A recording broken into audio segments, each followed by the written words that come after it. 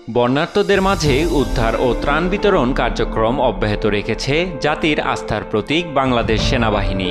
আন্তঃবাহিনীর জনসংযোগ পরিদপ্তরের এক সংবাদ বিজ্ঞপ্তিতে জানানো হয়েছে, গতকাল শনিবার সেনাবাহিনীর হেলিকপ্টার, স্থলপথ ও স্পিডবোটের মাধ্যমে 12,615 প্যাকেট ত্রাণ বন্যা দুর্গতদের মাঝে বিতরণ করেছে।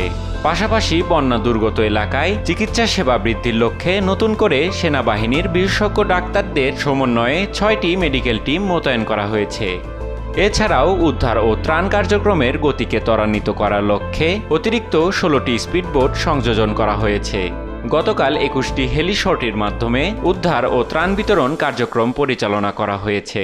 হেলিকপ্টারের মাধ্যমে 19 জন রোগীকে জরুরি ভিত্তিতে হাসপাতালে স্থানান্তর করা হয়েছে। বন্যা দুর্গত এলাকায় উদ্ধার ও ত্রাণ কার্যক্রম পরিচালনায় সেনাবাহিনীর 5টি হেলিকপ্টার, বিজিবির একটি এমআই হেলিকপ্টার এবং র্যাবের 2টি বেল হেলিকপ্টার মোতায়েন রয়েছে। বন্যা পরিস্থিতি স্বাভাবিক না হওয়া পর্যন্ত জাতির আস্থার প্রতীক বাংলাদেশ সেনাবাহিনীর কার্যক্রম অব্যাহত রাখবে বলে বিজ্ঞপ্তিতে জানানো হয়েছে।